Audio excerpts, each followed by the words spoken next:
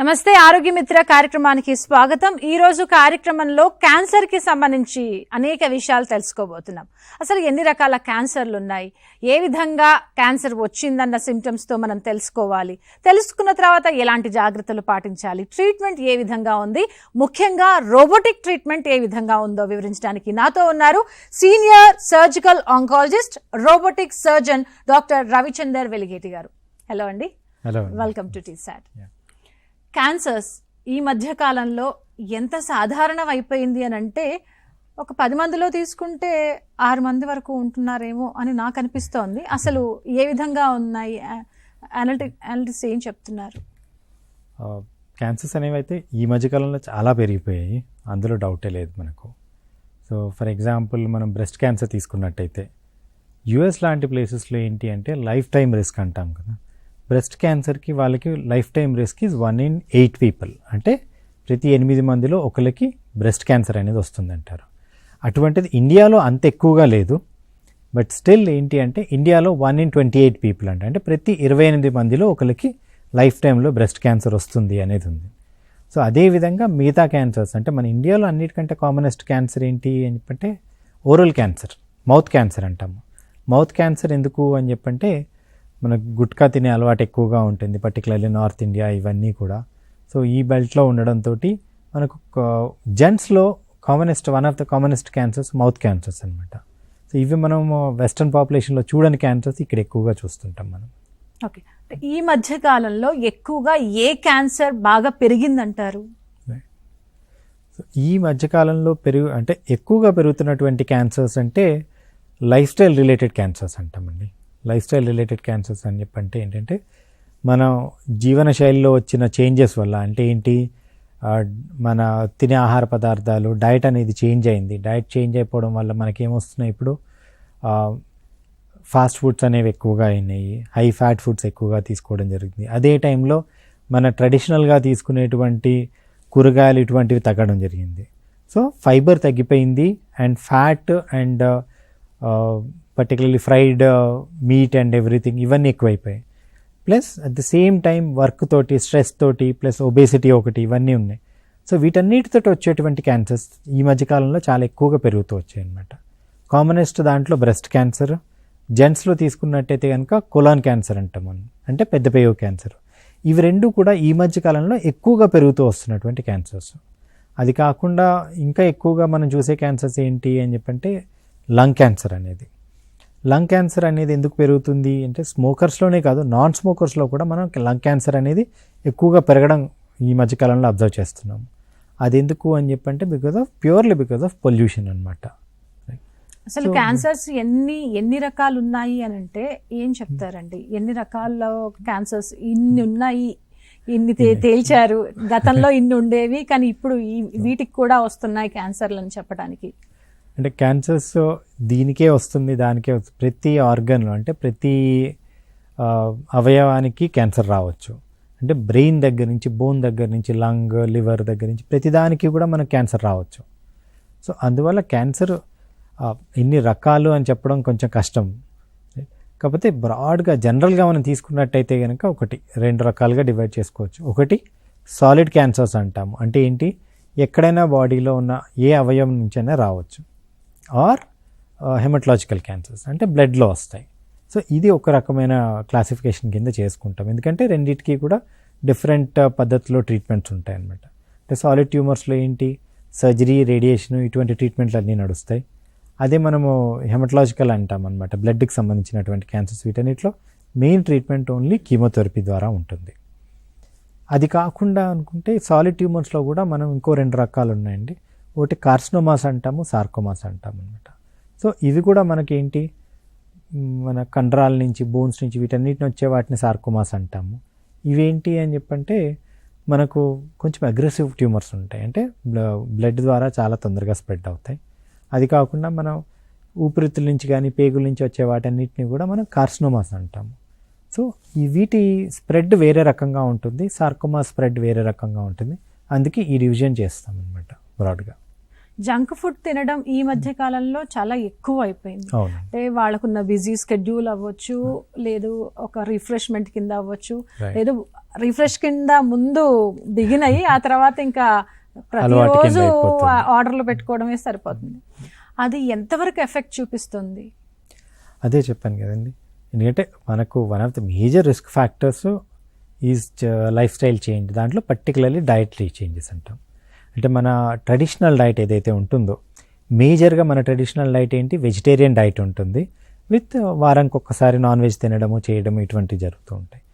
So కూరగాయలు అనేవి integral part మన డయట్లో.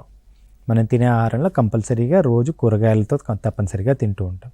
సో దాంట్లో ఉండే ఫైబర్ కానీ కూరగాయల్లో వచ్చినటువంటి, అంటే మనం ఇంట్లో రెగ్యులర్ చేసే దాంట్లో మనం పసుపు వేస్తాము, యాంటీ ఆక్సిడెంట్స్ ఉంటాయి, టమాటోలు వీటిలో యాంటీ ఆక్సిడెంట్స్ ఉంటాయి. సో మన డైట్ ఏదైతే ఇండియన్ డైట్ ఉందో traditionally, that is a protective diet. అంటే క్యాన్సర్కి నుంచి ప్రొటెక్షన్ ప్రొవైడ్ చేస్తుంది. దాంట్లో ఉన్న ఫైబర్ ఉంటుంది. ఆ ఫైబర్ ఏం చేస్తుంది, మన తినే ఆహారంలో ఉన్న పొల్యూషన్ని ఆర్ ఇటువంటి ఏవైతే క్యాన్సర్ కారణాలు ఏవైతే ఉన్నాయో వాటన్నిటిని అబ్జార్బ్ చేసుకుంటుంది. సో మన మీద ఎఫెక్ట్ కాకుండా ప్రొటెక్ట్ చేస్తుంది. ఇప్పుడున్న డైట్లో ఏమైపోయింది, అది తగ్గిపోయింది. ఫైబర్ తగ్గిపోవడంతో ఏంటంటే మన డైట్ అందించే ప్రొటెక్షన్ తగ్గింది. మన రెగ్యులర్గా వాడే స్పైసెస్ ఏవైతే ఉన్నాయో విచ్ ఆర్ ప్రొటెక్టివ్, ఆ స్పైసెస్ తగ్గిపోయేసి డిఫరెంట్ స్పైసెస్, అంటే జంక్ ఫుడ్లో వచ్చే స్పైసెస్ అవి టోటలీ డిఫరెంట్గా ఉంటాయి. మూడవది ఏంటి అని చెప్పంటే, వన్స్ ఆ జంక్ ఫుడ్ స్టార్ట్ అయింది అన్నప్పుడు ఇట్స్ ఆల్ హై ఫ్యాట్. బయట తినేది ఏదైనా కూడా రుచిగా ఉండాలి అంటే ఫ్యాటీ ఉండాలి. ఫ్రైడ్ ఐటమ్స్ కావచ్చు, లేదు అంటే చీజ్ అంటారు కదా, ఈ చీజ్ ఎక్కువగా చేయడము. సో అన్నీ ఫ్యాటీ ఫుడ్స్. ఈ ఫ్యాటీ ఫుడ్స్ కారణంగా సెకండరీ ఎఫెక్ట్స్ అంటాం అనమాట. అంటే ఒబేసిటీ ఉంటుంది, and at the same time exercise, lack of exercise. So వాళ్ళకి ఉబకాయం వస్తుంది, దాన్ని మళ్ళీ ఎక్సైజ్ చేయలేమంటారు, ఎక్సైజ్ చేయరు. రెండూ కలుపుకొని మనకు చాలా విధంగా ఎఫెక్ట్ అవుతాయి. చీజ్ రోజు తీసుకునే వాళ్ళు కొంతమంది ఉంటారు, అవును. అది ఎంతవరకు హానికరం? ఏదైనా మితంగా ఉన్నంత వరకు పర్వాలేదు. అంటే అతి ఎప్పుడైనా కూడా ప్రమాదం మనకు. చీజ్ రోజు తీసుకునే వాళ్ళు ఉన్నారు అనుకుంటే దట్ ఈస్ బికాస్ డైట్ అది హై ఫ్యాటే కదా మనకు. సో హై ఫ్యాట్ డైట్ అన్నప్పుడు ఏమవుతుంది, so that definitely will effect. ఇది హై ఫ్యాట్ అన్నారు చీజ్. ఓకే, ఇప్పుడు నాన్ వెజ్ తినే వాళ్ళు ఉంటారు, వాళ్ళు ప్రోటీన్ ఇందులోనే ఉంటుందని చెప్పేసి వాళ్ళు నాన్ వెజ్ లవర్స్ ఇంకా రోజు ముక్కలేనిదే ముద్ద దిగని వాళ్ళు కొంతమంది ఉంటారు.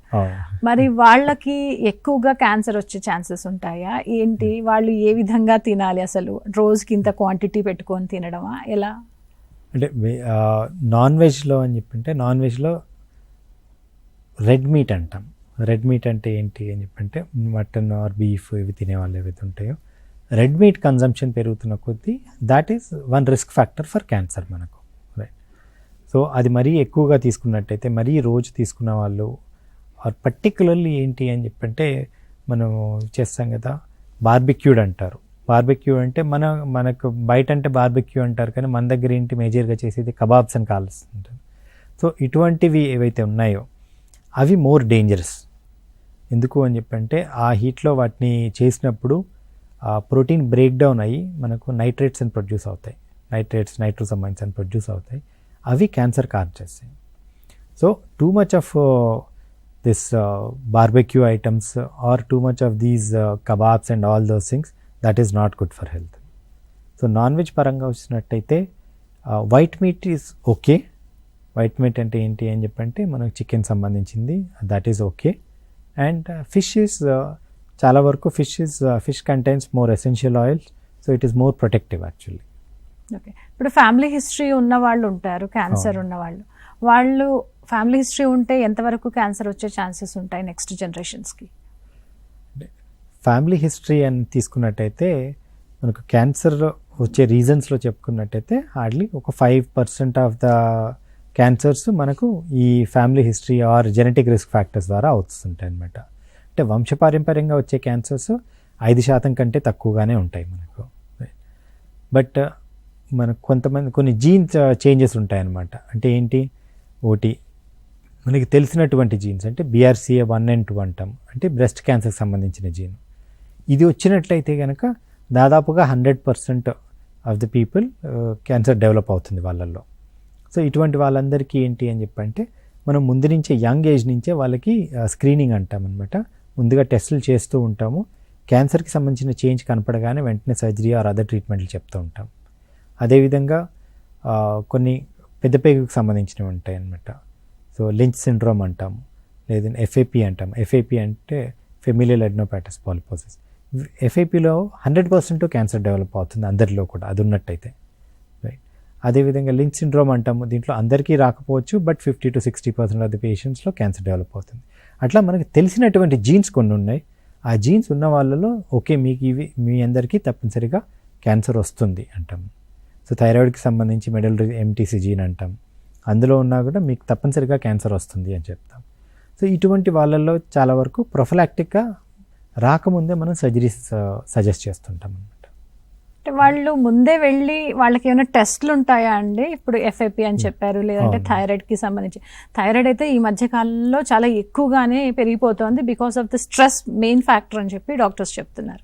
మరి అలాంటి హిస్టరీ ఉన్న వాళ్ళు ముందు జాగ్రత్తగా వాళ్ళకి ఏమైనా టెస్ట్లు ఉంటాయా? ఎలా వాళ్ళని వాళ్ళు కాపాడుకోవడం? ఒకటి, ప్రతిదానికి సంబంధించి మనం ఏంటంటే స్క్రీనింగ్ టెస్ట్ అంటాం. అంటే క్యాన్సర్ రాకముందే తెలుసుకోవడానికి చేసేటువంటి టెస్ట్లని స్క్రీనింగ్ టెస్ట్లు అంటాం. అంటే ఈ టెస్ట్ చేసినప్పుడు మనకు క్యాన్సర్ ఉండదు, నార్మల్ అంటే మనకి ఎటువంటి ప్రాబ్లం లేనప్పుడు మనం చేయించుకునేటువంటి పరీక్షలు అనమాట. ఎందుకు అని చెప్పంటే కొన్ని ప్రీ క్యాన్సరస్ కండిషన్స్ అని ఉంటాయి, వాటిని గుర్తించడానికి చేసుకునే టెస్ట్లు ఇవి మనకు. రైట్. బట్ ఈ క్యాన్సర్ని గుర్తించడానికంటూ మనం చేసుకునేటువంటి టెస్ట్లు ప్రతి క్యాన్సర్కి ఉన్నాయంటే అన్ని క్యాన్సర్స్కి సంబంధించి టెస్ట్లు లేవు మనకండి. సో కొన్ని క్యాన్సర్స్కి టెస్ట్లు అంటే ఏవైతే కామన్ క్యాన్సర్స్ ఉంటాయో వాటన్నిటికీ కూడా పరీక్షలు ఉన్నాయి మనకు. అంటే ఏంటి, బ్రెస్ట్ క్యాన్సర్ సంబంధించి ఏమంటాము, మ్యామోగ్రామ్ అనే పరీక్ష 50 ఏళ్ళు దాటిన తర్వాత తప్పనిసరిగా mammogram yearly once if possible are at least once in 2 years చేయించుకోమంటాం.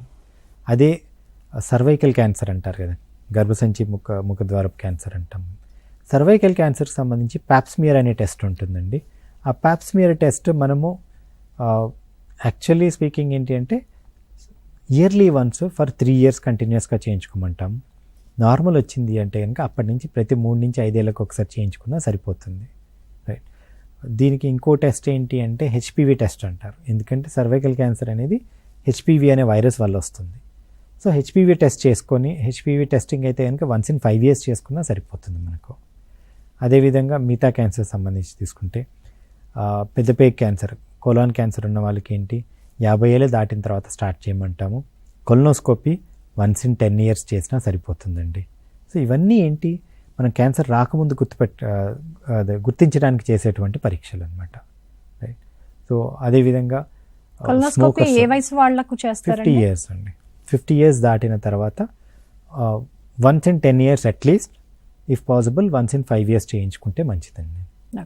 ఇంకా బాగా డ్రింక్ చేసే వాళ్ళకి కానీ, స్మోకింగ్ సరదాగా మొదలుపెట్టి అది ఇంకా అలవాటుగా మారిన వాళ్ళు చాలా మంది ఉన్నారు, స్మోకర్స్. వీళ్ళకి క్యాన్సర్ ఎంతవరకు రావచ్చు? స్మోకింగ్ అని చెప్పంటే మనకు టొబాకో ఏదైతే ఉందో smoking, that is one big reason for cancers. ప్రతి భాగానికి ఎఫెక్ట్ అవుతుంది అనుకోండి. అంటే మనకు నోటి క్యాన్సర్ దగ్గర నుంచి గొంతు cancer, lung cancer, right, and మన స్వరపేటిక ఉంటుంది, లారింగ్స్ అంటాం అనమాట, దానికి వచ్చేటువంటి క్యాన్సర్స్. సో ఇవన్నీ దాటుకొని, అంటే ఇవన్నీ పీల్చడం వల్ల వచ్చిన క్యాన్సర్స్. అది దాటిన తర్వాత అది ఒకసారి బ్లడ్లోకి వెళ్ళిన తర్వాత ఎక్కడి నుంచి వెళ్తుంది, మనకు కిడ్నీ నుంచి, మూత్రం సంచి నుంచి వెళ్తుంది. సో కిడ్నీ క్యాన్సర్, మూత్రం సంచి క్యాన్సరు అండ్ సర్వైకల్ క్యాన్సర్కి కూడా స్మోకింగ్ వన్ రిస్క్ ఫ్యాక్టర్ మనకు.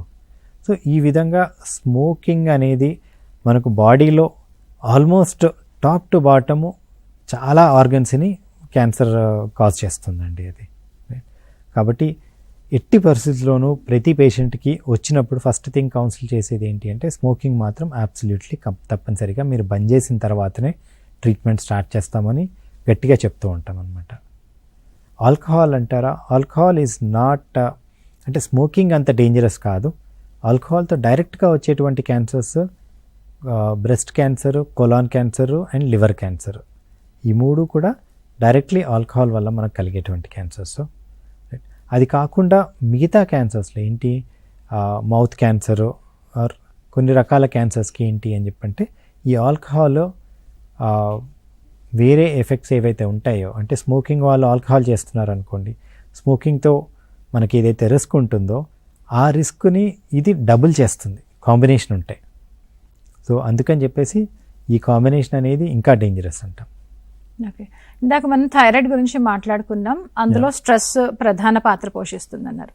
స్ట్రెస్ వల్ల అధికంగా తినేస్తూ వాళ్ళు ఓవర్ వెయిట్ పుట్ ఆన్ అయిపోతుంటారు, ఊబకాయలు అయిపోతుంటారు. ఆ ఊబకాయంతో సఫర్ అయ్యే వాళ్ళకి క్యాన్సర్ వచ్చే అవకాశం ఎంతవరకు ఉంటుంది? ఎలాంటి క్యాన్సర్ రావచ్చు ఒకవేళ? ఇప్పుడు అదే నేను మీకు ఇందాక ఎక్స్ప్లెయిన్ చేసినటువంటి లైఫ్ స్టైల్ క్యాన్సర్స్ అన్నాను చూడండి. సో ఆ లైఫ్ స్టైల్ క్యాన్సర్స్ అన్నిటికీ కూడా obesity and lack of physical activity and high fat diet, ఈ మూడింటి కాంబినేషన్ అనేది రిస్క్ ఫ్యాక్టర్ అండి. ఇది మేజర్గా వచ్చేది breast cancer, colon cancer, pancreas cancer, ఈ మూడు majorly directly related to obesity. So ఈ ఒబేసిటీ ఇవి తగ్గించుకున్నట్టయితే, ప్లస్ దీంతో ఏంటి ఎండోమెట్రియల్ క్యాన్సర్ అంటాం, గర్భసంచిలో వచ్చే క్యాన్సర్ అనమాట. ఇవన్నీ డైరెక్ట్లీ ఒబేసిటీ వల్ల కలిగేటువంటి క్యాన్సర్స్ మనకు. అంటే పెద్దవాళ్ళలో ఒబేసిటీ వచ్చింది అంటే అనేక కారణాలు ఉండొచ్చు. చిన్నపిల్లల్లో కొన్ని హెల్త్ ఇష్యూస్ వల్ల వాళ్ళలో ఊబకాయం మనం చూస్తూ ఉంటాం. లేదు జంక్ ఫుడ్ తిని వాళ్ళంతటా వాళ్ళు దీనికి గురవుతూ ఉంటారు, ఓవర్ వెయిట్ పుట్ ఆన్ అయిపోతూ ఉంటారు. వాళ్ళు ఎంతవరకు ప్రోన్ అంటారు క్యాన్సర్కి? ఓల్డ్ ఏజ్ అంటే మనం ఏజ్ వస్తున్న కొద్దీ వచ్చే obesity is one risk factor అనుకుంటే, అడాలసెంట్ ఒబేసిటీ ఏదైతే ఉందో that is a bigger risk factor ఫ్యూచర్లో క్యాన్సర్ రావడానికి. అంటే ఏజ్ పరంగా వచ్చిన ఒబేసిటీ కంటే కూడా ఈ అడాలసెంట్ ఏజ్, ఆ ఏజ్లో వచ్చేటువంటి ఒబేసిటీ ఏదైతే ఉందో అది దాట్ లేస్ ద ఫౌండేషన్ ఫ్యూచర్లో వాళ్ళకి క్యాన్సర్ రావడానికి. So cancer and adolescent is more riskier, దాంతో ఇంకా రిస్క్ ఎక్కువ ఉంటుంది. ఓకే, ఇప్పుడు ఇందాక సిగరెట్ స్మోకర్స్కి సంబంధించి మౌత్ క్యాన్సర్ గురించి మీరు ఇందాక చెప్పారు కదా, నోటి క్యాన్సర్ వచ్చే ముందు ఎలాంటి సిమ్టమ్స్తో అది బయటపడుతుంది? సో నోటి క్యాన్సర్ రావడానికి ముందుగా కొన్ని ప్రీ క్యాన్సరస్ కండిషన్స్ అంటామండి. అంటే ఏంటి? ఓరల్ సబ్మ్యూకస్ ఫైబ్రోసిస్ అంటారు, అంటే నోరు తెరవడం కష్టం కావడం, ఇటువంటివి ఉంటాయి వాళ్ళకి. రెండవది ఏంటంటే నోట్లో ఏదైనా కారం తగిలితే మంటలు రావడము, చేయడము, ఇటువంటివన్నీ ఉంటాయి. సో OSMF అంటారు, అది ఒక పెద్ద రిస్క్ ఫ్యాక్టర్. అది మనకు క్యాన్సర్కి రాకడానికి ముందు కనిపించే లక్షణాలు ఇవన్నీ కూడా. రెండవది నోట్లో తెల్లగా చిన్న మచ్చల్లాగా తయారు కావడం, ల్యూకోప్లేకియా అంటాం, ఇది ప్రీ క్యాన్సరస్ కండిషన్ అండి. సో ల్యూకోప్లేకియా వచ్చిన వాళ్ళల్లో ఏంటి అంటే, ఆ ల్యూకోప్లేకియా ప్యాచ్ ఉన్నట్టయితే కనుక దాంట్లో దాదాపుగా ఒక 5-10% అవి క్యాన్సర్ కింద మారుతాయి అనేది ఉంటుంది. పోతున్న కొద్దీ ఏంటి అంటే ఎరిథ్రోప్లేకియా అంటాం, రెడ్ కలర్ ప్యాచెస్ కొన్ని వస్తాయన్నమాట, ఎరిథ్రోప్లేకియా అంటాం. ఇవి కనిపించినట్టయితే ఇవన్నీ ప్రీ క్యాన్సరస్ కండిషన్స్, క్యాన్సర్ కంటే ముందు వచ్చే కండిషన్స్ అనమాట. ఎరిథ్రోప్లేకియా ఉన్నట్టయితే దాదాపుగా 50% ఆఫ్ ద పేషెంట్స్లో అది క్యాన్సర్ కింద మారుతుంది అని అర్థం అనమాట. సో ఇటువంటి కనిపించినప్పుడు అదే స్టేట్లో అదే టైంలో మనం ట్రీట్మెంట్ తీసుకున్నట్టయితే క్యాన్సర్ కింద మారకముందే మనం కంట్రోల్ చేయొచ్చు దాన్ని. అంటే వాళ్ళు ముందుగానే గుర్తిస్తే వాళ్ళు సేఫ్ జోన్లో ఉంటారా? అదే అంటున్నాను కదండి, వీళ్ళందరికీ కూడా క్యాన్సర్, ఇవన్నీ ప్రీ క్యాన్సరస్ కండిషన్స్. ఇవి గుర్తుపట్టినట్టయితే వెంటనే అన్నిటికంటే ముందు మనం దీన్ని ట్రీట్మెంట్ చేయడానికి ముందు వాళ్ళు చేయాల్సింది ఏంటి? ఫస్ట్ ఆ టొబాకో తినడం అనేది బంద్ చేయాలి కదా, రైట్? సో ఒక్కోసారి మనం టొబాకో తినడం అనేది బంద్ చేసిన తర్వాత రిస్క్ అనేది తగ్గుతూ వస్తుంది అండ్ నార్మల్ పాపులేషన్కి రీచ్ కావడానికి దాదాపుగా 10 సంవత్సరాలు పడుతుంది. అప్పటి వరకు కూడా మిగతా వాళ్ళతో కంపేర్ చేసినట్టయితే రిస్క్ ఎక్కువగానే ఉంటుంది. అసలు క్యాన్సర్ అనగానే భయపడిపోతూ ఉంటారు, దాన్ని పెద్ద భూతద్దంలో పెట్టేసి చూస్తారు, డిప్రెషన్లోకి వెళ్ళిపోతారు, బయట అంటే సోషలైజ్ అవ్వడానికి కూడా ఇష్టపడరు వాళ్ళు అసలు. అలాంటి వాళ్ళు విన్న తర్వాత ముందుగా వాళ్ళని ఏ విధంగా కౌన్సిలింగ్ చేయాలి, వాళ్ళకి ఫ్యామిలీ సపోర్ట్ ఏ విధంగా ఉండాలి, ఏ విధమైన మెంటాలిటీతో ఉంటే వాళ్ళు ఆ క్యాన్సర్ని జయించి వాళ్ళు లైఫ్ స్పాన్ని ఇంకా కొంచెం ఎక్స్పెండ్ చేయవచ్చు? ఒకటండి ఏంటి ఏం చెప్పంటే, ఏదైనా కూడా క్యాన్సర్ ట్రీట్మెంట్ అనేది ఒకటి, cancer is curable if detected early అంటాం. అంటే వాళ్ళు మన దగ్గరకు వచ్చినటువంటి స్టేజ్ని బట్టి మనం క్యాన్సర్ నయం అవుతుందా లేదా అనేది ధైర్యంగా వాళ్ళకి చెప్పగలుగుతాం. సో ఎర్లీ క్యాన్సర్స్ ఉన్నట్లయితే పేషెంట్కి మనం ఇచ్చే ధైర్యం ఏదైతే ఉంటుందో దాంతోటే మనకు సగం ట్రీట్మెంట్ అయినట్లు లెక్క. అదే లోకల్లీ అడ్వాన్స్డ్ క్యాన్సర్స్ అంటాం, అంటే 3rd స్టేజ్ క్యాన్సర్స్ ఇట్లాంటివి ఉంటాయి. ఇటువంటి దాంట్లో ఏంటంటే ట్రీట్మెంట్ ఈజ్ పాసిబుల్, కాకపోతే ఏంటి అంటే ట్రీట్మెంట్ కోసం చేయాల్సిన అంటే ట్రీట్మెంట్ పద్ధతులు అనేవి చాలా ఎక్కువగా ఉంటాయి. అంటే సర్జరీ అవుతుంది, కీమోథెరపీ అవుతుంది, రేడియేషన్ అవుతుంది. సో వీటన్నిటితోటి అంటే ఇవన్నీ కూడా కొంచెం సర్జరీ మేజరే ఉంటుంది అండ్ మిగతా వాటితో కూడా సైడ్ ఎఫెక్ట్లు ఎక్కువగా ఉంటాయి, రేడియేషన్తో కావచ్చు, కీమోథెరపీతో కావచ్చు. బట్ వాళ్ళకి ఏంటి అంటే ఇది నయం అవుతుంది అనే ధైర్యం వస్తే దెన్ వీటన్నిటిని కూడా ఈజీగా దాటుకొని వెళ్ళగలుగుతారు. కొన్ని కేసెస్లో డాక్టర్ గారు వాళ్ళ లైఫ్ స్టైల్ అంతా బాగుంటుంది, కానీ ఒక ఏజ్ వచ్చిన తర్వాత ఇంత మంచి ఆహారం తీసుకొని అన్ని ప్రోటీన్స్ వెజ్జీస్ అన్ని కరెక్ట్గా పెట్టుకొని ఇంత తిని పొద్దున్నే లేచి యోగాలు ఎక్సర్సైజ్లు చేసి ఇంత కరెక్ట్గా మెయింటైన్ చేసినా కూడా వాళ్ళల్లో క్యాన్సర్ రావడానికి ఏంటి కారణం? ఎలాంటి క్యాన్సర్స్ వస్తున్నాయి? క్యాన్సర్స్ అని చెప్పంటే ఒకటండి, biggest risk factor for cancer ఏంటి అంటే ఏజ్. అంటే ఏంటి, వయసు పెరుగుతున్న కొద్దీ క్యాన్సర్ వచ్చే ఛాన్స్ అనేది పెరుగుతూ పోతూ ఉంటుంది. సో అందుకే ఏమంటాము, ఒకసారి 60-65 ఇయర్స్ దాటిన తర్వాత మనం చెక్ చేసినట్లయితే చాలామందిలో ప్రాస్టేట్ క్యాన్సర్స్ కామన్గా వస్తాయి. సో దానికి స్పెసిఫిక్ ఇది రిస్క్ ఫ్యాక్టర్ అన్నట్టుగా లేదు, అది ఏజ్తో పాటు వచ్చేది అంతే ఇంకా, రైట్. అదేవిధంగా ఏంటి అంటే జనరల్గానే మన ఏమంటారు ఇప్పుడు ఏజ్ అంటే మన జీవనశైలి పెరగడంతో ఎక్కువ కాలం జీవిస్తున్నాం. So that it self is the risk factor for cancer అనమాట. రెండవది ఏంటి అని చెప్పంటే ఏది లేకున్నా కూడా వస్తున్నాయి అని చెప్పంటే మనం ఏది తినకపోవచ్చు. బట్ నెంబర్ 1 పొల్యూషన్ అండి. అంటే ఇప్పుడు మీరు ఢిల్లీ లాంటి ప్లేస్ తీసుకున్నట్టయితే అక్కడ పొల్యూషన్ తోటి ఏంటి, అక్కడ they are seeing more lung cancers in 30-40 years age గ్రూప్లో లంగ్ క్యాన్సర్స్ కనిపిస్తున్నాయి. అరే వీళ్ళకి అంటే మరి ఇంత ఎర్లీగా ఎందుకు వస్తున్నాయి అనుకుంటే ఏంటంటే ఆ పొల్యూషన్ కారణంగా వాళ్ళు పుట్టిన బిడ్డ దగ్గర నుంచి same it is equal to having 10 cigarettes every day. అంటే వాళ్ళు పొగ తాగాల్సిన అవసరం లేదు, పీలుస్తున్నారు బేసికల్లీ. సో దాంతో ఏమవుతుంది అంటే ఆ ఎక్స్పోజర్ తోటి ఒక సర్టెన్ ఎక్స్పోజర్ దాటిన తర్వాత క్యాన్సర్స్ పెరిగిపోతాయి. అందుకే 30-40 ఇయర్స్లో మనకు చూస్తున్నాం అది. అదే మీరు చూస్తున్నారు అనుకోండి హైదరాబాద్ లాంటి ప్లేస్లో, హైటెక్ సిటీ లాంటి ప్లేస్లో చూస్తే మీరు ఒక 2 kilometers 3 kilometers స్ట్రెచ్ దాటాలంటే మీకు ఎంతసేపు పడుతుంది, 1/2 hour పడుతుంది. అంటే అంతసేపు మీరు వెహికల్లో ఉంటారు, చుట్టుపక్కల వెహికల్స్ నుంచి వచ్చే పొగ పీలుస్తూ ఉంటారు. So that it self is one risk factor. ఇది కాకుండా మనం తినే ఆహారంలో కల్తీలు వెళ్తున్నాయి, రైట్. పెస్టిసైడ్స్ అనేవి ఇండిస్క్రిమినేట్ యూజ్ అంటాం అనమాట. ఇష్టమైనట్టుగా పెస్టిసైడ్స్ వాడడం చేయడం జరుగుతూ ఉంది. ఇవన్నీ కూడా ఏంటంటే రెసిడ్యూస్ అనేవి మనం ఎంత చేసినా ఫుడ్లో ఉండిపోతుంటాయి. సో ఇవన్నీ కూడా ఇట్ విల్ ఎఫెక్ట్ ఎవ్రీబడి. మనం కొని తెచ్చుకున్నవి కాదు, మన అలవాట్లు ఉండాల్సిన అవసరం లేదు, బట్ తెలియక మనకు అందరికీ కూడా వస్తున్నటువంటి రిస్క్ ఫ్యాక్టర్స్ అన్నమాట. డాక్టర్ గారు, ఇందాక మనం అంటే చాలా రకాల క్యాన్సర్స్ గురించి మాట్లాడుకున్నాం. స్త్రీలలో ముఖ్యంగా వచ్చే క్యాన్సర్స్ ని ఒకసారి చెప్పి ఎలాంటి సిమ్టమ్స్ ద్వారా అవి బయటపడుతున్నాయి, రైట్ అండి, ఒకసారి నోటీస్ చేయండి. సో స్త్రీలలో ఇంతకుముందు తీసుకున్నట్టయితే కనుక సర్వైకల్ క్యాన్సర్ అంటాం, గర్భసంచి ముఖద్వారపు క్యాన్సర్ అంటారు అది. సో సర్వైకల్ క్యాన్సర్ అనేది కామనెస్ట్ క్యాన్సర్గా ఉండేది. ఈ మధ్యకాలంలో సర్వైకల్ క్యాన్సర్ అనేది తగ్గుతూ వచ్చింది, బ్రెస్ట్ క్యాన్సర్ పెరుగుతూ వచ్చింది. సో ఇప్పుడు స్త్రీలలో కామనెస్ట్ క్యాన్సర్ ఏంటి అంటే బ్రెస్ట్ క్యాన్సర్ అండి. And breast cancer more urban పాపులేషన్లో, అంటే ఏంటి అంటే రూరల్ కాకుండా సిటీస్లో ఉండే వాళ్ళలో బ్రెస్ట్ క్యాన్సర్ అనేది ఎక్కువగా ఉంది. అండ్ ఆ పాపులేషన్ పెరగడము ప్లస్ లైఫ్ స్టైల్ చేంజెస్ తోటి బ్రెస్ట్ క్యాన్సర్ ఎక్కువగా పెరిగింది. Cervical cancer more of a rural disease అండి. సో అవగాహన లేకపోవడము, సరైన క్లీన్లీనెస్ లేకపోవడము, ప్లస్ ఒక వైరల్ ఇన్ఫెక్షన్ అనమాట, హ్యూమన్ ప్యాపిలోమా వైరస్ అంటాం, HPV అని. సో దాని కారణంగా సర్వైకల్ క్యాన్సర్ అనేది వస్తూ ఉంటుంది అన్నమాట.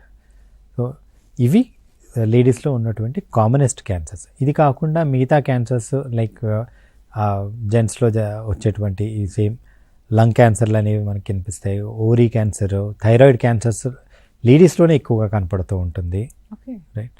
అండ్ స్టమక్ క్యాన్సర్, ఇవన్నీ కూడా కామన్గా మనం లేడీస్లో చూస్తామండి.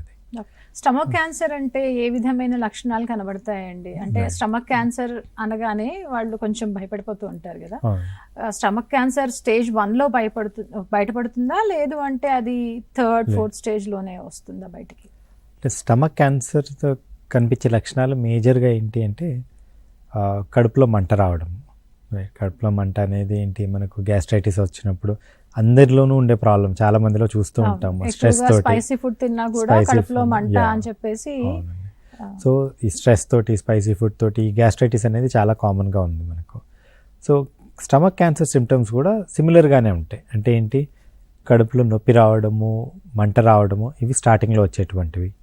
అది ఇంకా ఎక్కువైపోయింది అనుకోండి, పెరిగినట్టయితే కనుక 2 విధాలుగా ఉండవచ్చు. ఒకటి, బ్లాక్ అయిపోయింది అనుకోండి, వామిటింగ్స్ వస్తాయి ఇంకా. రైట్. సో పర్సిస్టెంట్ వామిటింగ్స్ రావడము అనేది, మోషన్లో బ్లాక్ కలర్ స్టూల్స్ రావడం, అంటే నల్లగా మోషన్స్ రావడం అనేది, ఇవి స్టమక్ క్యాన్సర్లో ఉండేవి. కొంతమందిలో ఏంటి అంటే స్టమక్ అంతా టైట్ అయిపోయేసి స్టమక్ ఎక్స్పాండ్ కాదు, సో కొద్దిగా తిన్నా కూడా కడుపు టైట్ అయిపోవడము, ఇవన్నీ కూడా స్టమక్ క్యాన్సర్ లక్షణాలే. ప్రాబ్లం ఏంటంటే మనకు సంబంధించిన రొటీన్ గ్యాస్ట్రైటిస్ వీటన్నిటితో కూడా ఇటువంటి లక్షణాలే ఉంటాయి కాబట్టి చాలామంది అశ్రద్ధ చేస్తూ ఉంటారు. అదే, సో వాళ్ళు ఏదో సొంతగా వైద్యం చేసుకోవడము, తర్వాత ఎప్పుడో గ్యాస్ట్రాంట్రాలజిస్ట్ దగ్గరికి వెళ్ళి ఎండోస్కోపీ చేసి అవి బయటపడడం, ఇట్లాంటివి జరుగుతూ ఉంటాయి. ఇప్పుడు ఒబెసిటీతో బాధపడే వాళ్ళు లైపోసెక్షన్ అని చెప్పి ఇంకా ఇతరత్ర సర్జరీస్కి వెళ్ళి ఈ స్టమక్కి సంబంధించిన సర్జరీస్ కూడా చేయించుకుంటూ ఉంటారు కదా, అవి ఎంతవరకు సేఫ్ మరి ఇలాంటి క్యాన్సర్స్ వస్తున్నప్పుడు? అంటే స్టమక్ ఒబేసిటీకి సంబంధించి చేయించుకునే సర్జరీ ఏదైతే ఉంటుందో స్లీవ్ గ్యాస్ట్రెక్టమీ అంటాం, అంటే కొంత పార్ట్ ఆఫ్ స్టమక్ తీసేస్తారనమాట. ఇది రిలేటివ్లీ సేఫ్ సర్జరీ అండి ఇది. రైట్. కాకపోతే ఏంటి అని చెప్పంటే దీనివల్ల ఒకటే వచ్చే అంటే కొన్ని సైడ్ ఎఫెక్ట్లు కూడా ఉంటాయి దాంతో. ఎందుకు, ఒకటి వీళ్ళందరికీ కూడా ర్యాపిడ్ వెయిట్ లాస్ ఉంటుంది, సడన్గా వెయిట్ లాస్ అయిపోతుంది. ఒకటేసారి వెయిట్ లాస్ అవ్వడంతో ఏంటి, మొత్తం న్యూట్రిషనల్ డెఫిషియన్సీస్ చాలా వస్తాయి అన్నమాట. ఎందుకు అంటే తినలేరు వాళ్ళు. సో న్యూట్రిషనల్ డెఫిషియన్సీస్ చాలా వస్తాయి. రెండవది ఏంటి, కొలిలిథియాసిస్, గాల్ బ్లాడర్ స్టోన్స్ ఇట్లాంటివన్నీ తయారవుతాయి. సో ఈ పేషెంట్స్ అందరికీ కూడా తప్పనిసరిగా ఇటువంటి ఎఫెక్ట్లు ఉంటాయి. సో అది వాళ్ళు ఏంటి అని చెప్పంటే, నాకు వెయిట్ తగ్గడమే ఇంపార్టెంట్, ఈ మిగతావన్నింటినీ కూడా నేను ఓర్చుకుంటానని చేయించుకునే వాళ్ళు చేయించుకోవడం అనమాట. But otherwise they are safe surgeries only. Gall bladders క్యాన్సర్కి సంబంధించి కూడా ఒకసారి నోటీస్ చేయండి. గాల్ బ్లాడర్ క్యాన్సర్ ఎంతవరకు ఈ మధ్య వస్తుంది, ఎలాంటి సిమ్టమ్స్ ఉంటాయి? గాల్ బ్లాడర్ క్యాన్సర్ మనకు సౌత్ ఇండియాలో చాలా తక్కువ అండి. రైట్. నార్త్ ఇండియా బెల్ట్ ఏదైతే పంజాబ్, యూపీ, పంజాబ్, హర్యానా బెల్ట్ ఏదైతే ఉందో అక్కడ మనకు గాల్ బ్లాడర్ క్యాన్సర్స్ అనేవి చాలా కామన్గా వస్తాయి అన్నమాట. మనకు సౌత్ ఇండియాలో గాల్ బ్లాడర్ క్యాన్సర్ చాలా తక్కువగానే చూస్తాం మనం. అది ఎందుకంటారు ఆ బెల్ట్లో ఉన్న వాళ్ళకి ఎక్కువగా రావడం? ఆ బెల్ట్లో ఉన్న వారికి అని చెప్పంటే టిపికల్లీ వాళ్ళది ఏంటి, ద డైట్ అంటే స్టమక్ ఇది గాల్ బ్లాడర్కి సంబంధించి ఏమంటాము అంటాం, స్టోన్స్ ఇవన్నీ తయారు కావడము చేయడం ఇవన్నీ ఎక్కువగా ఉన్నాయి. అర్లీగా స్టోన్స్ తయారయ్యాయి. స్టోన్స్ తయారైనప్పుడు ఏమవుతుంది, గాల్ బ్లాడర్ని ఇరిటేట్ చేస్తూ ఉంటుంది. చేస్తుంటే లాంగ్ టర్మ్లో అవి మనకు క్యాన్సర్ కింద మారుతూ ఉంటాయి. సో ఏమంటాము risk factors, fat, fertile, flatline female అంటాం. సో ఫీమేల్ అది కూడా గాల్ బ్లాడర్ కూడా ఫీమేల్స్లోనే ఎక్కువగా వస్తుంది జెంట్స్తో కంపేర్ చేసినట్టయితే. ఆఫ్ 40 దాటిన తర్వాత ఫీమేల్స్లోనే ఎక్కువగా ఉంటుంది. దీంట్లో కూడా హై ఫ్యాట్ అండ్ ఒబేసిటీనే రిస్క్ ఫ్యాక్టర్ గాల్ బ్లాడర్కి సంబంధించి మాత్రం. ఇక థైరాయిడ్కి సంబంధించి మనం మాట్లాడుకున్నట్టయితే ఈ మధ్య థైరాయిడ్ కేసెస్ ఎక్కువగానే ఉంటున్నాయి. హైపోథైరాయిడ్ అని, హైపర్ థైరాయిడ్ అని చెప్పి వాళ్ళు టెస్ట్లు చేయించుకోవడం, దానికి తగ్గ మెడికేషన్ వాడుకోవడం, ఇదంతా ప్రాసెస్ జరుగుతూ ఉంది. మరి ఈ థైరాయిడ్ గ్లాండ్కి, అందరిలో ఉండే ఈ గ్లాండ్కి, అందరికీ అవసరమైన ఈ గ్లాండ్కి వచ్చే ఈ క్యాన్సర్ ఎంతవరకు ఈ క్యాన్సర్ వస్తుంది, వాళ్ళు ముందే ఏ విధంగా పసిగట్టాలి? థైరాయిడ్ క్యాన్సర్ అనేది లేడీస్లోనే కామన్గా చూస్తుంటామండి. అది పర్టికులర్లీ మనం 20 to 30 years age group. So ఇది వచ్చే ఏజ్ గ్రూపే సపరేట్గా ఉంటుంది. 20 to 30 years ఏజ్ గ్రూప్లో మనకి క్యాన్సర్స్ ఎక్కువగా చూస్తుంటాం. అది ఈ ఏజ్ గ్రూప్లోనే ఎందుకు వస్తుంది, వీళ్ళకి ఎందుకు రిస్క్ ఫ్యాక్టర్ ఏమిటి అని చెప్పంటే, బేసిక్గా వాళ్ళు మెనార్కీ అంటే పెద్ద మనిషి అయ్యే టైంలో, ఆ టైంలో ఏంటి, ఆ గ్రోత్కి మనకు థైరాయిడ్ రిక్వైర్మెంట్, ఐరన్ రిక్వైర్మెంట్ అనేది చాలా ఎక్కువగా ఉంటుంది. సో ఆ టైంలో సరిపడగా ఐరన్ తీసుకోకపోవడము, దానివల్ల ఏమవుతుంది, మనకు థైరాయిడ్ ఎన్లార్జ్మెంట్ వస్తుంది, గాయిటర్స్ అంటాము. ఫిజియలాజికల్ గాయిటర్స్ వస్తాయి, తగ్గుతూ ఉంటాయి. But in case prolonged iron deficiency ఉందనుకోండి ఆ పీరియడ్లో, that is one risk factor అనమాట థైరాయిడ్ క్యాన్సర్ డెవలప్ కావడానికి ఫ్యూచర్లో. సో ఇటువంటి క్యాన్సర్స్ మనం 20 to 30 ఇయర్స్ ఏజ్ గ్రూప్లో ఎక్కువగా చూస్తుంటాము. బట్ థైరాయిడ్ క్యాన్సర్ సంబంధించి ఒకటే ప్లస్ ఏంటి అని చెప్పంటే మనకి ఈ థైరాయిడ్ క్యాన్సర్స్ అన్నీ కూడా క్యూరబుల్ ఉంటాయండి. అంటే మిగతా దట్ ఈస్ వన్. ఎందుకంటే యంగ్ పేషెంట్స్లో వస్తాయి. అండ్ మిగతా క్యాన్సర్లో ఏంటి అని చెప్పంటే 5 year సర్వైవల్స్ అని చెప్పి మాట్లాడుతూ ఉంటాం. అంటే ఏంటంటే 5 సంవత్సరాలు దాటిన వాళ్ళు క్యూర్ అయినట్టుగా తీసుకుంటాం. థైరాయిడ్ క్యాన్సర్లో అందరూ కూడా ఎక్కువే బతుకుతారు. సో థైరాయిడ్లో క్యాన్సర్ తోటి 5 సంవత్సరాల్లో చనిపోయే పేషెంట్స్ ఉండరు మనకు. సో దీంట్లో 25 year సర్వైవల్స్ గురించి మాట్లాడతాం మనం. సో థైరాయిడ్ క్యాన్సర్కి సంబంధించి 25 year సర్వైవల్స్ లో రిస్క్ గ్రూప్లో తీసుకున్నట్టయితే 98% ఉంటుందండి. So literally one of the very few cancers మనం ఈ పర్వాలేదు మీరు ధైర్యంగా ఉండొద్దు నయం అవుతుంది అని మేము ధైర్యంగా చెప్పగలిగేటువంటి క్యాన్సర్స్ అవి. సేఫ్ క్యాన్సర్ అనొచ్చు ఒక రకంగా. మనం ఒక రకంగా మీరు ఒకసారి ఆపరేషన్ చేయించుకున్న ట్రీట్మెంట్ అయిపోయింది అంటే మీరు నయం అయిపోయినట్టే అన్నట్టుగా ధైర్యంగా తీసుకోవచ్చు. ఓకే. అంటే ఇప్పుడు వీళ్ళకి 20 to 30 అంటే చాలా యంగ్ పీపుల్ కాబట్టి వాళ్ళకి ఎలాంటి టెస్టులు చేస్తారు? బ్లడ్ టెస్ట్ ద్వారా తెలుస్తుందా? ఎలా?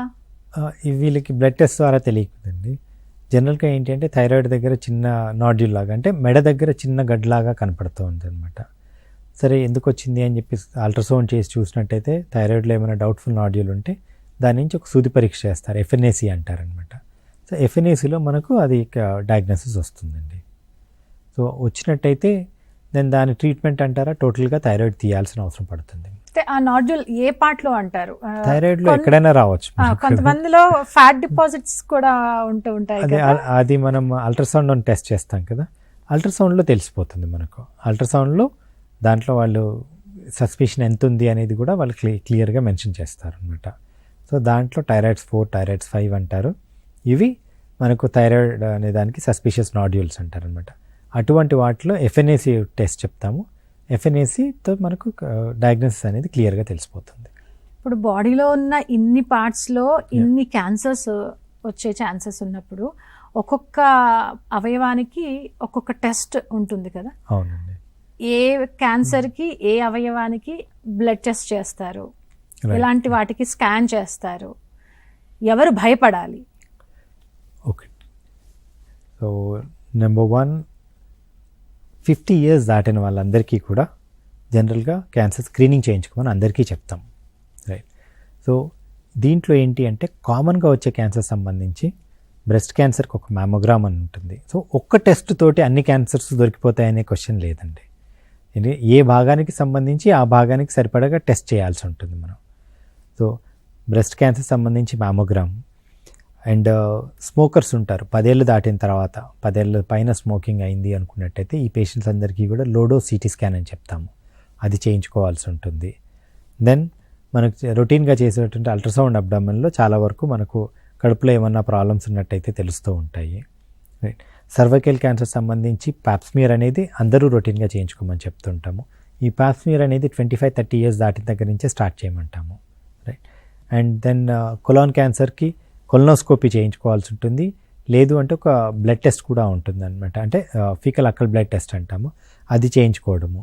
సో ఇవన్నీ 50 years దాటిన వాళ్ళందరూ చేయించుకోవాలి.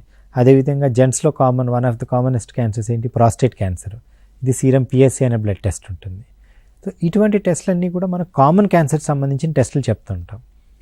అది కాకుండా అంత ఎక్కువగా ఇన్సిడెన్స్ లేనటువంటి క్యాన్సర్స్ ఏవైతే ఉన్నాయో వాటిని కనుక్కోవడానికి స్పెసిఫిక్గా టెస్ట్ అంటూ లేవు. సో మన రొటీన్ హెల్త్ చెక్స్లో ఏమైనా అబ్నార్మాలిటీ కనిపించినప్పుడు అప్పుడు ఇన్వెస్టిగేట్ చేసుకుంటే మనం ఎర్లీగా గుర్తించగలుగుతాం. ట్యూమర్స్ గురించి చెప్పండి డాక్టర్ గారు. ఇప్పుడు బ్రెయిన్లో ట్యూమర్ అంటారు, కడుపులో ట్యూమర్ వచ్చిందంటారు. ఎలాంటి ట్యూమర్స్ ఆర్ సేఫ్? ఎలాంటి ట్యూమర్ని ఇది క్యాన్సర్ ట్యూమర్ అనుకోవాలి? ట్యూమర్ అనేది ఏంటంటే ఎనీ గ్రోత్ అండి, బాడీలో ఏదైనా అవయవం నుంచి ఒక గ్రోత్ వచ్చినట్టయితే దాన్ని ట్యూమర్ అంటారు, right? That is always abnormal growth అని. దీంట్లో ఏంటి అంటే బెనైన్ అంటారు, మాలిగ్నెంట్ అంటారు. బెనైన్ అనేవి ఏంటి అని చెప్పంటే ఇవి మనకు అక్కడ పెరుగుతాయి, బట్ అది స్ప్రెడ్ కాదు కాబట్టి అంత ప్రమాదకరం కాదు అవి. మాలిగ్నెంట్ ట్యూమర్స్ అంటే ఏంటి అని చెప్పంటే ఇవి మనం ఫ్రాంక్ క్యాన్సర్స్ అనమాట. ఇవి ఎక్కడికైనా బాడీలో అంటే బ్లడ్ ద్వారా కానీ, లింఫాటిక్స్ అంటాం, దాని ద్వారా కానీ ఎక్కడికైనా స్ప్రెడ్ కావచ్చు మనకు. సో బాడీ మొత్తంలో ఎక్కడికైనా స్ప్రెడ్ కావచ్చు కాబట్టి ఇటువంటివన్నీ కూడా డేంజరస్ అని చెప్తాం. ఇప్పుడు ఎలాంటి వాటికి ఓపెన్ సర్జరీ చేస్తారు, ఇలాంటి క్యాన్సర్స్కి Right. ఎలాంటి వాటికి లాప్రోస్కోపీ చేస్తారు? ప్రీవియస్లీ ఇవన్నీ కూడా స్టమక్ అంటే క్యాన్సర్ సర్జరీస్ అన్నీ కూడా మేజర్ సర్జరీస్ ఉన్నాయి. సో తప్పనిసరిగా ఓపెన్ సర్జరీనే చేసేవారం ఇంతకుముందు. ఓపెన్ సర్జరీ ఎందుకు అని చెప్పంటే లాప్రోస్కోపీలో మనకి ఇంత ఉంటే ఓపెన్ సర్జరీలో చేసినంత క్లియరెన్స్ వస్తుందా అని చాలామందికి డౌట్ ఉంటుంది, చాలామందికి అపోహలు ఉంటాయి.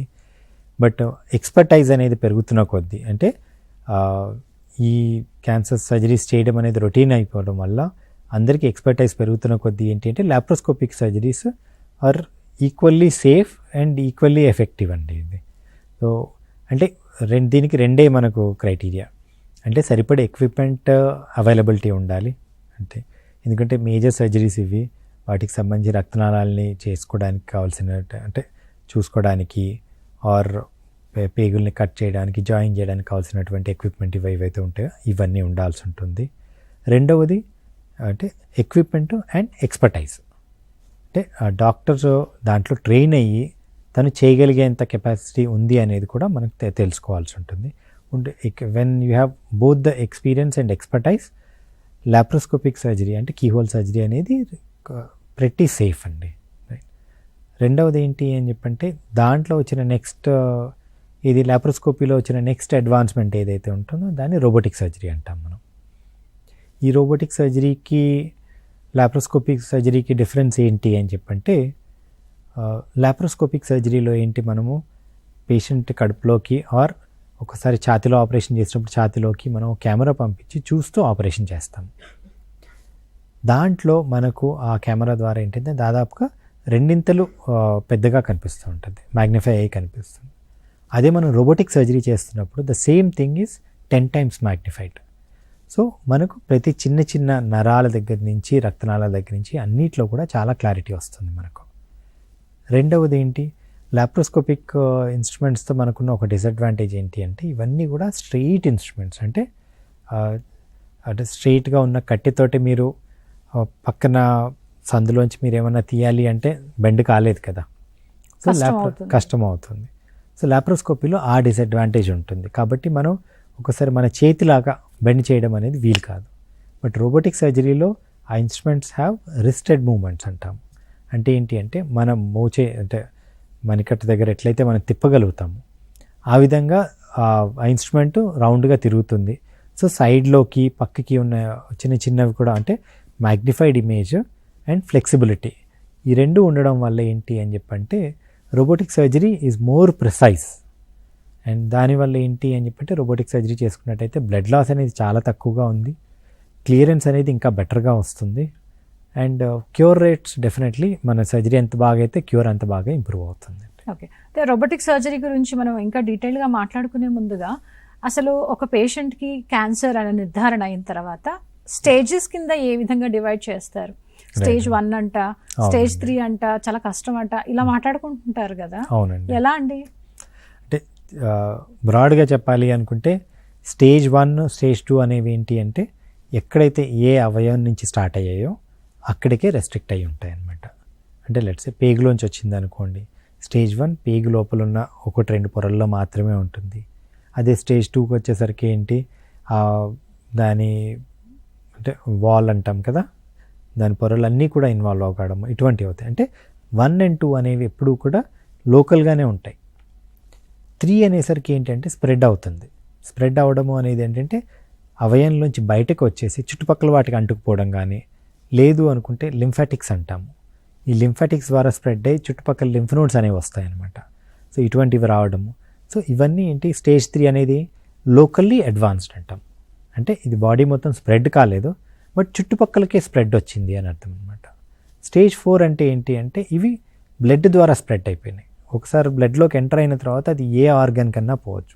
మనకు స్టమక్ క్యాన్సర్ ఉంటుంది, అది స్ప్రెడ్ అయ్యి లివర్కి వెళ్తుంది. పెద్దపేగు క్యాన్సర్ లివర్కి వెళ్తుంది. లేదు సార్కోమాస్ అంటాం అనమాట, సాఫ్ట్ టిష్యూ సార్కోమాస్ అంటాం. ఇవన్నీ స్ప్రెడ్ అయ్యి లంగ్స్కి వెళ్తుంటాయి, బోన్స్కి వెళ్తుంటాయి. సో ఇటువంటివి ఎక్కడికన్నా స్ప్రెడ్ కావచ్చు. ఇవన్నీ స్టేజ్ 4 క్యాన్సర్స్ అంటామండి.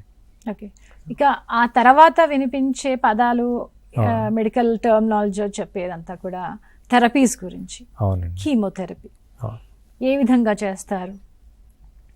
కీమోథెరపీ అంటే ఇంజెక్షన్లు అండి, బేసికలీ మందులే అనమాట కీమోథెరపీ అంటే. మనకు దగ్గు జ్వరం వచ్చినప్పుడు యాంటీబయాటిక్స్ ఇస్తాము, రైట్. సో అట్లాగానే క్యాన్సర్కి ఇచ్చేటువంటి మందుల్ని కీమోథెరపీస్ అంటాం అనమాట. కాకపోతే ఏంటి అని చెప్పంటే ఈ మందులు ఏవైతే ఉన్నాయో ఇవి మన క్యాన్సర్ కణాలు కూడా మన బాడీలో ఒక పార్ట్, మన బాడీకి సంబంధించిన కణాలే. కాబట్టి కీమోథెరపీకి సంబంధించిన మందులు ఏవైతే ఇస్తామో ఇవి క్యాన్సర్ కణాలను ఎట్లయితే చంపుతాయో అదేవిధంగా మన బాడీలో ఉన్న నార్మల్ రక్త కణాల మీద కూడా కొంత ఎఫెక్ట్ కనిపిస్తూ ఉంటుంది. దానివల్ల సైడ్ ఎఫెక్ట్స్ అనేవి చాలా ఎక్కువగా వస్తాయి. ఇప్పుడు మనం యాంటీబయాటిక్ వాడాము, యాంటీబయాటిక్ అనేది ఓన్లీ బ్యాక్టీరియా మీద పనిచేస్తుంది, మన బాడీ మీద ఎఫెక్ట్ కాదు. బట్ కీమోథెరపీ అట్లా కాదు, మన బాడీలో ఉన్న కొన్ని నార్మల్ సెల్స్ మీద ఎఫెక్ట్ అవుతుంది. దానివల్ల సైడ్ ఎఫెక్ట్స్ వస్తూ ఉంటాయి అన్నమాట. ఓకే, సైడ్ ఎఫెక్ట్స్ ఏ విధంగా ఉంటాయంటారు డాక్టర్ గారు? రైట్, కీమోథెరపీతో కామన్గా మనం చెప్పే సైడ్ ఎఫెక్ట్స్ ఏంటి అంటే, నెంబర్ 1, తీసుకునేటప్పుడు కొంతమంది తీసుకున్న తర్వాత వీక్నెస్ ఉంటుంది తప్పనిసరిగా. అంటే అందరిట్లో కూడా 1 or 2 days కొంత వీక్నెస్ అనేది తప్పనిసరిగా ఉంటుంది. రెండవది కొంచెం నాజియా, అంటే మనకేంటి వామిటింగ్ సెన్సేషన్ అట్లా అనిపిస్తుంటుంది. సో తినబుద్ధి కాదు, ఆహారం తీసుకోబుద్ధి కాదు. సో ఇటువంటివి వీక్నెస్ ఇవన్నీ కూడా తీసుకున్న రోజున మనకి ఏం కనపడవు, తీసుకున్న తర్వాత నెక్స్ట్ 3 to 5 days ఇటువంటి సిమ్టమ్స్ ఉంటాయి. మూడవది బ్లడ్ అనేది తగ్గుతుంది అందరిలో కూడా. బ్లడ్ కౌంట్ సెల్స్ అంటాము, బ్లడ్ సెల్ కౌంట్ అనేది వెంటనే తగ్గుతుంది అన్నమాట. సో అది WBC కావచ్చు, ప్లేట్లెట్స్ కావచ్చు, ఇవన్నీ కూడా తగ్గుతాయి. సో కీమోథెరపీ తీసుకున్న తర్వాత 1 వారం తర్వాత మనం టెస్ట్ చేసుకుంటే ఇవన్నీ తక్కువగా కనపడతాయి. అందుకని ఏంటి, కీమోథెరపీ ఒకసారి ఇచ్చిన తర్వాత అవన్నీ రికవర్ అయినాయా లేదా చెక్ చేసుకున్న తర్వాతనే నెక్స్ట్ ఇంజెక్షన్ ఇస్తాం మనం అది. సో అందుకే కామన్గా కీమోథెరపీ ఇంజెక్షన్కి మధ్య మనకు దాదాపుగా 3 వారాలు గ్యాప్ ఇస్తాం. అది మన బాడీ రికవర్ కావడానికి ఇచ్చే టైం. రైట్. హెయిర్ లాస్ ఒకటి ఉంటుంది. హెయిర్ లాస్ అందరిలో కూడా చాలామంది దాదాపు ఆల్మోస్ట్ అన్ని కీమోథెరపీ మెడిసిన్స్లో కూడా మనకు హెయిర్ లాస్ అనేది కనపడుతుంది. బట్ ఈ హెయిర్ లాస్ గురించి అంత వరీ కావాల్సిన అవసరం లేదని చెప్తాం అందరికీ. ఎందుకంటే మీరు తీసుకునేటప్పుడు ఏదైతే హెయిర్ పోయినట్టు అనిపిస్తుందో, ఒకసారి కీమోథెరపీ అయిపోయి మీరు స్టాప్ చేయగానే ఇంతకుముందు ఎలా ఉందో మళ్ళీ హెయిర్ సేమ్ విధంగా రీగ్రో అవుతుందండి. ఇది అంటే ట్రీట్మెంట్లో క్యాన్సర్ టు క్యాన్సర్కి ఇదంతా వేరీ అవుతుందంటారా? ట్రీట్మెంట్ కీమో అంటే మనం ఇచ్చేటువంటి మెడిసిన్స్ చేంజ్ అవుతాయి, బట్ సైడ్ ఎఫెక్ట్స్ ఈ సైడ్ ఎఫెక్ట్స్ నేను చెప్పినవి ఏవైతే ఉన్నాయి ఇవి కామన్గా అన్ని కీమోథెరపీ మెడిసిన్స్ తోటి వస్తాయి. సో అది కాకుండా కొన్ని స్పెసిఫిక్ కీమోథెరపీ డ్రగ్స్కి కొన్ని స్పెసిఫిక్ సైడ్ ఎఫెక్ట్స్ ఉంటాయన్నమాట. అంటే ఇప్పుడు ఏం లేదండి, బ్రెస్ట్ క్యాన్సర్కి ఇస్తాము అడ్రియామైసిన్ అని ఇస్తాము. దానికి ఏంటి, హార్ట్ మీద ఎఫెక్ట్ పడుతుంది, హార్ట్ ఫంక్షన్ అనేది కొద్దిగా తగ్గుతుంది. రైట్. హెర్సెప్టిన్ ఇస్తాం, దాంతో కూడా హార్ట్ మీద ఎఫెక్ట్ పడుతుంది. అదేవిధంగా కొన్నిటికి సంబంధించి ఆక్సాలిప్లాటిన్ ఇట్లాంటివన్నీ ఇస్తాము, వాటితో కాల్చేతులు తిమ్మిర్లు వస్తాయన్నమాట. సో అవి కొంతమందిలో పర్మనెంట్గా ఉండిపోతాయి. సో వేరు మెడిసిన్స్కి వేరే సైడ్ ఎఫెక్ట్స్ ఉంటాయి మనకు అవి. బట్ కామన్గా వచ్చేవి నేను ఫస్ట్ చెప్పినటువంటి ఆ 4 సైడ్ ఎఫెక్ట్లు మనం కామన్గా చూస్తామండి. ఇంకా రేడియేషన్ గురించి చెప్పండి, ఏ విధంగా ఉంటుంది ప్రాసెస్ అంతా కూడా? అంటే రేడియేషన్ అనగానే భయపడిపోతుంటారు, అందులో ఇంకా చాలా వీక్ అయిపోతారు అని చెప్పి వాళ్ళు ఆ రేడియేషన్కి వెళ్లే ముందే కాస్త డిప్రెస్ అయిపోతారు. వాళ్ళకి కౌన్సిలింగ్ ఎంతవరకు అవసరం ఉంటుంది? రేడియేషన్ అనేది అంటే ఏదైనా కూడా మన క్యాన్సర్గా డయాగ్నోస్ చేసినప్పుడు స్ప్రెడ్ అయింది లేదా చేయడానికి మనము కామన్గా సిటీ స్కాన్ అనేది చేస్తూ ఉంటాం. ఎక్స్రే కానీ సిటీ స్కాన్ కానీ వీటన్నిటిలో వాడేది మనం ఎక్స్రేసే కదా, ఎక్స్రే కిరణాలే వాడుతుంటాం. సేమ్ అదే ఎక్స్రే కిరణాలు మనం కొద్ది డోస్ ఎక్కువగా ఇస్తాము. అదే రేడియేషన్ ట్రీట్మెంట్. ఆ రేడియేషన్కి సంబంధించి ఇంతకుముందు ఉన్న అపోహ ఏంటి అని చెప్పంటే, కామన్గా అందరూ కామన్ లాంగ్వేజ్లో ఏమంటారు, కరెంట్ ట్రీట్మెంట్ అంటారు. కరెంట్ ట్రీట్మెంట్ అంటే ఏ కరెంట్ పెడతారో, కరెంట్ షాక్ వస్తుందో ఇట్లాంటి భయపడుతూ ఉంటారు, పెయిన్ఫుల్గా ఉంటుంది అట్లా అని. ఆ విధంగా అసలు ఉండదండి. ఇది మనకి సిటీ స్కాన్ చేసినప్పుడు మనం ఏంటి, కౌచ్లో పడుకుంటే మన మెషిన్ చుట్టూ తిరుగుతుంది, దాంట్లోంచి మనకు కిరణాలు వస్తాయి, అంతవరకే ఉంటుంది.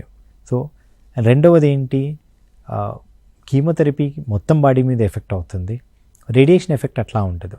ఏ పర్టికులర్ ఆర్గాన్కి అయితే ట్రీట్ చేస్తున్నామో అదే ఏరియాలో మాత్రమే మనకు side ఎఫెక్ట్లు కనపడతాయండి.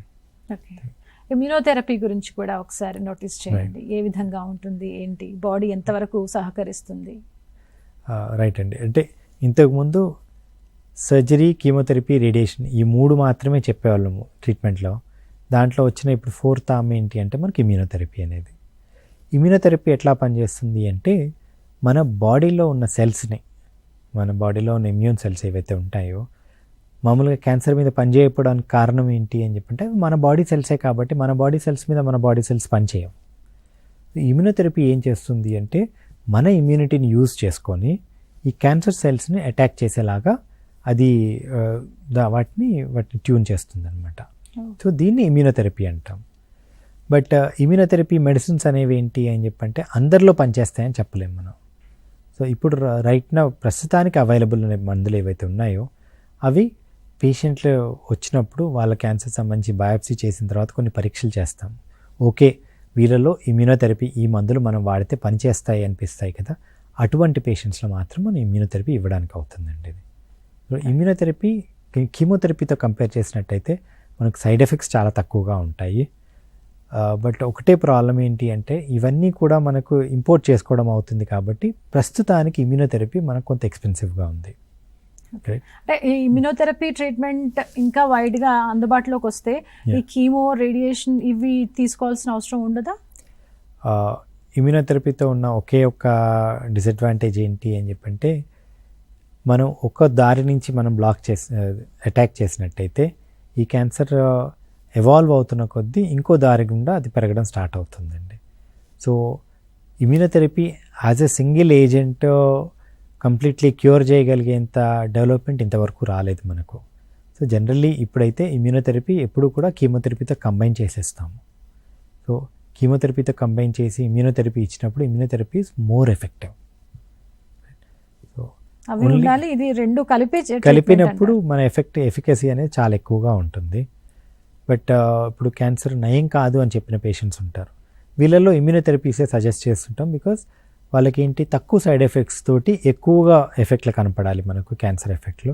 So that side effect లేకుండా వాళ్ళు జీవనం అనేది క్వాలిటీ ఆఫ్ లైఫ్ అంటాం, అది బెటర్గా ఉంటుంది. కాబట్టి ఇటువంటి పేషెంట్స్లో ఇమ్యూనోథెరపీ ప్రిఫర్ చేస్తుంటాం. ఇందాక మనం మాట్లాడుకున్న రోబోటిక్ సర్జరీ గురించి చాలా అక్యురసీ ఉంటుంది, చాలా పర్ఫెక్ట్గా చేస్తుంది సర్జరీ అంతా కూడా అని చెప్పారు. రోబోటిక్ సర్జరీ అంటే ఓ రోబో వచ్చి చేస్తుందేమో అని చెప్పేసి అనుకుంటారు. కానీ డాక్టర్ ప్రెజెన్స్ ఎంతవరకు ఉంటుంది, ఎంతమంది అందులో ఇన్వాల్వ్ అయి ఉంటారు? సో రోబోటిక్ సర్జరీ అంటే మనకి ఏంటి అంటే మనం వాడేటువంటి ఇన్స్ట్రుమెంట్స్ ఏవైతే ఉన్నాయో వాటిని మాత్రమే అవి రోబోటిక్ ఆర్మ్స్ అంటాము. సో ఆ రోబోటిక్ ఆర్మ్స్ అనేవి ఉంటాయి. సో రోబోటిక్ ఆర్మ్స్ని కంట్రోల్ చేసేది డాక్టరే. సో మనము డాక్టర్ కన్సోల్ మీద కూర్చొని ఉంటారు. రోబోటిక్ ఆర్మ్స్ పేషెంట్స్ కనెక్ట్ చేసిన తర్వాత ఆ రోబోటిక్ ఆర్మ్స్ని యూజ్ చేసుకుంటూ డాక్టర్ ఆపరేషన్ చేస్తారండి. దీంట్లో రోబోట్ ఆపరేషన్ చేయడం అంటూ ఏం లేదు అది, రైట్. బట్ రోబోటిక్ అని ఎందుకు అంటారు అని చెప్పంటే మనం డైరెక్ట్లీ ఇన్స్ట్రుమెంట్స్ని పట్టుకోము, అవన్నీ కూడా ఒక మెషిన్ ద్వారా కనెక్ట్ చేసి పెడతాము. అండ్ ఆ ఇన్స్ట్రుమెంట్స్ని డాక్టర్ కదిలిస్తూ ఆపరేషన్ అంతా కూడా చేసేది డాక్టర్ మాత్రమే.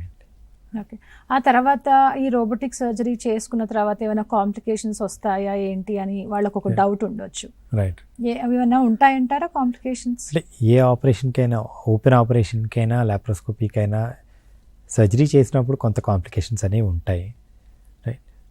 వెన్ ఓపెన్ సర్జరీతో కంపేర్ చేసినట్టయితే రోబోటిక్ సర్జరీలో ఏంటి అంటే చెప్పాం కదా, మ్యాగ్నిఫైడ్ వ్యూ ఉంటుంది. అంటే అన్నీ పెద్దగా కనిపిస్తుండడంతో చిన్న చిన్న రక్తనాళాలను కూడా పట్టుకొని ఆపరేషన్ చేస్తాం. సో బ్లడ్ లాస్ అనేది చాలా తక్కువగా ఉంటుంది, రైట్. రెండవది ఏంటి, మనకు నర్వ్స్ అనేవి ఏవైతే ఉంటాయో అవన్నీ క్లియర్గా కనిపిస్తూ ఉంటాయి. సో ప్రతి చిన్న నరాన్ని మనం సేవ్ చేస్తూ ఆపరేషన్ చేయగలుగుతాం. కాబట్టి ఇప్పుడు లెటర్సే మనం ప్రాస్టేట్ క్యాన్సర్కి ఆపరేషన్ చేసామనుకోండి, ఓపెన్ సర్జరీ ఆర్ లాప్రోస్కోపిక్ చేసినా కూడా మనం అక్కడ మూత్రం సంచికి వెళ్ళేటువంటి నరాలు, అదేవిధంగా పెనిస్కి వెళ్ళేటువంటి నరాలు, ఇవన్నీ నరాలు సేవ్ చేయాల్సి ఉంటుంది. అవి మనం ఓపెన్ సర్జరీలో కనపడమే చాలా కష్టము, కనిపించవు చాలాసార్లు మనకు. అదే లాప్రోస్కోపీలో మనకు కొంతవరకు కనపడతాయి. కానీ రోబోటిక్ సర్జరీ అనేది అంటే ప్రాస్టేట్ క్యాన్సర్ సర్జరీకి పర్టికులర్లీ చెప్పినప్పుడు రోబోటిక్ సర్జరీ మాత్రమే చేయాలి అని చెప్పి అంటారనమాట. ఎందుకు అని చెప్పంటే ఈ గివ్స్ అనేవి కూడా, నరాలన్నీ కూడా క్లియర్గా కనిపిస్తూ ఉంటాయి. ప్రతి నరాన్ని మనం సేవ్ చేస్తూ ఆపరేషన్ చేయగలుగుతాం అనమాట. సో ప్లస్ ఈ చేసిన పేషెంట్స్ ఏంటి అంటే రికవరీ అంటాం. అంటే ఇప్పుడు ఏంటో ఓపెన్ ఆపరేషన్ చేసిన వాళ్ళకి పేగులు కదలడానికి చేయడానికి కూడా 3-4 రోజులు టైం పడుతుంది. రోబోటిక్ చేసిన వాళ్ళు నెక్స్ట్ డే కల్లా మనకు బౌల్ మూమెంట్స్ అన్నీ నార్మల్గా వచ్చేస్తాయి. సో ఈ పేషెంట్స్ రికవరీ ఫాస్ట్ అవుతుంది, సో డిశ్చార్జెస్ ఫాస్ట్ అవుతాయి. మిగతా సర్జరీస్తో పోల్చుకుంటే పెయిన్ అనేది ఇందులో ఏ విధంగా ఉంటుంది పేషెంట్? పెయిన్ తక్కువగా ఉంటుందండి. డెఫినెట్లీ పేషెంట్కి ఏంటంటే మన కోత ఉండదు కాబట్టి పెయిన్ అనేది చాలా తక్కువగా ఉంటుంది, రికవరీ ఫాస్ట్గా ఉంటుంది. ఓకే, మనం ఎన్ని జాగ్రత్తలు తీసుకున్నా కూడా క్యాన్సర్ బారిన అక్కడో ఇక్కడో ఎవరో ఒకరు పడుతూనే ఉన్నారు. ఏ విధమైన లైఫ్ స్టైల్ ఉండాలి, ఎలాంటి జాగ్రత్తమైన లైఫ్ స్టైల్ వాళ్ళు లీడ్ చేస్తే కాస్తలో కాస్తైనా వీళ్ళు క్యాన్సర్కి దూరంగా ఉండొచ్చు అంటారు? సో ఫస్ట్ అండ్ ఫార్మోస్ట్ ఏం చెప్తాము, స్మోకింగ్ నుంచి, స్మోకింగ్ ఆల్కహాల్, స్మోకింగ్ నుంచి అయితే అబ్సల్యూట్గా అంటే ఎట్టి పరిస్థితుల్లోనూ కూడా పొగాకు సంబంధించినవి టచ్ కూడా చేయకూడదని చెప్తాము. Right, alcohol is not as dangerous, once in a while probably is okay, కానీ వీలున్నంత వరకు ఆల్కహాల్ నుంచి కూడా దూరంగా ఉండాలి. జంక్ ఫుడ్ అనేది తగ్గించుకోవాలి. హెల్తీ లైఫ్ స్టైల్ అని చెప్పంటే ఏంటంటే at least physical activity 30 to 40 minutes at least 3 to 4 times a week అంటాం. ఇది తప్పనిసరిగా ఉండాలి. హెల్తీ వెయిట్ మెయింటైన్ చేయాలి అంటాము. డైట్కి సంబంధించినంత వరకు you should include more of fruits. ఎందుకు అంటే more of vitamins, more of antioxidants అంటాం.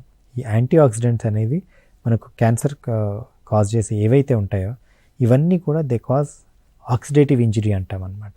సో యాంటీ ఆక్సిడెంట్స్ అనేవి మనం రెగ్యులర్ డైట్లో తీసుకున్నట్టయితే ఇవి ప్రొటెక్టివ్ ఉంటాయి మనకు. So physical activity, diet, proper diet and healthy life style, that's only thing we can say. ఇవి కొంచెమైనా మనని సేఫ్ జోన్లో ఉంచుతాయంట. Right and thanks for joining. ఇది ఇవాల్టి కార్యక్రమం. చూస్తూనే ఉండండి TSAT.